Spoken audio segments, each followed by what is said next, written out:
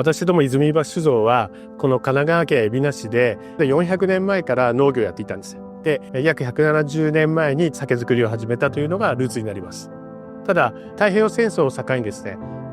日本では食料管理法って法律ができて、農業と酒造りっていうのを分離してしまいます。1995年にまた農業からやれるように法律が変わりまして、その時からまた農業を始め、今は神奈川県内で米作りをやっている面積は2番目に大きい団体になります。海外にお酒を持っていくときにワインが中心なので、ワインの人たちっていうのはそのブドウを作って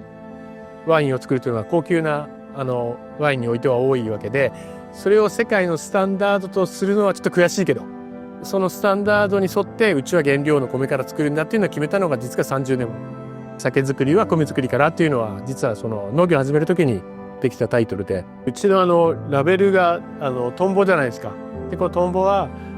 田んぼで育つトンボを農業やる時に農薬使いすぎて殺さないっていうところでトンボのマークなんですよ。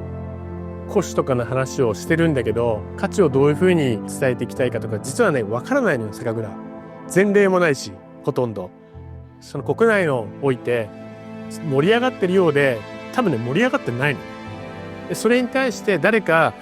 道しるべというか、その先頭を切ってくれる人がいると、こうやって食えばいいんだなみたいになるので、上野さん塾とかの話っていうのはそういったその道しるべ的な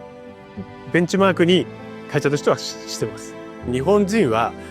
有史以来ずっとこう用水路を作って40万キロメートルあるんですって。地球10周分ずっとこう田んぼを中心にやってきた国なの。ずっと米中心の税金は米でやってきた。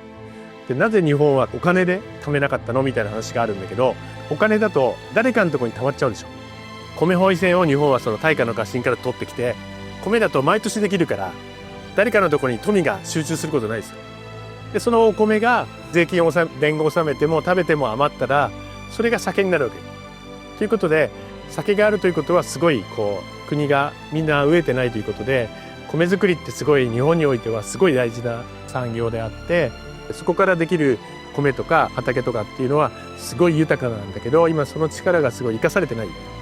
やる人いなくてとかね、結構ひどいことになってるんだけど、そういう中で酒蔵はやっぱ農業をね推進していく役目がもともとあって、